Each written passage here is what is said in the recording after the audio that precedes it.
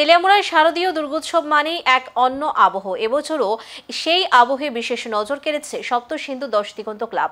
প্রায় 8 লক্ষাধিক টাকার বাজেটে অভিনব থিমে সাজানো হচ্ছে তাদের পুজো। তেলিয়ামুড়ার দুর্গোৎসবকে ঘিরে শুরু হচ্ছে প্রস্তুতির জোয়ার। বনেদি ক্লাবগুলির মধ্যে এবছর আলাদা নজর কেড়েছে সপ্তসিন্ধু 10 দিগন্ত ক্লাব। মৌমাছির আদলে গড়ে উঠেছে অভিনব মণ্ডপ। মণ্ডপের ভেতরে থাকবে গ্রাম বাংলার নান্দনিক ঝলক, প্রাকৃতিক দৃশ্য থেকে ঐতিহ্যবাহী বাংলার আবহ। সব মিলিয়ে দর্শনার্থীরা খুঁজে পাবেন অন্য অভিজ্ঞতা। শিল্প, সাহিত্য ও সংস্কৃতির কেন্দ্র হিসেবে পরিচিত এই ক্লাব এবছর প্রাধান্য দিয়েছে স্থানীয় শিল্পীদের।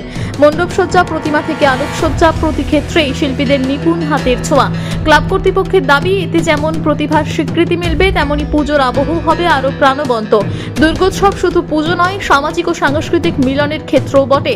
এই বার্তা মাথায় রেখে প্রতি বছরের মতো এবছরও থাকছে নানা সামাজিক কর্মসূচি ও সাংস্কৃতিক অনুষ্ঠান, প্রতিযোগিতা, সমাজ কল্যাণমূলক উদ্যোগের মাধ্যমে পুজোকে আরো অর্থবহ করতে চাইছে ক্লাব। ক্লাবের পক্ষ থেকে জানানো হচ্ছে, জাতি, ধর্ম বা বর্ণ নির্বিশেষে সকলের জন্য উন্মুক্ত থাকবে পুজো প্রাঙ্গণ। শহরবাসী সহ আশেপাশের এলাকার মানুষকে দুর্গোৎসব উপভোগ করতে আন্তরিক আমন্ত্রণ জানিয়েছে তারা। তেলিয়ামুড়ার ঐতিহ্যের ধারাবাহিকতায় সপ্তসিন্ধু 10 দিগন্ত ক্লাবের এই অভিনব আয়োজন নিঃসন্দেহে দর্শনার্থীদের মনে রেখে যাবে গভীর ছাপ। আমরা অন্যান্য বছরের ন্যায় এবারও সপ্তসিন্ধু 10 দিগন্ত ক্লাব শারদীয়ার পূজার ব্রতী হয়েছি। আমাদের এবারকার পূজার থিম মৌচাক এবং আমাদের এবারকার বাজেট 11 লক্ষ টাকা। আমরা পূজার 4 দিন সামাজিক কাজের সঙ্গে সম্পূর্ণভাবেই সবাই জড়িত থাকব।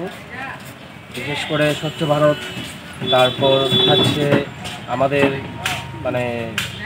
ভবগুরুদের মধ্যে প্রসাদ বিতরণ, গ্রামবাসীদের মধ্যে প্রসাদ বিতরণ।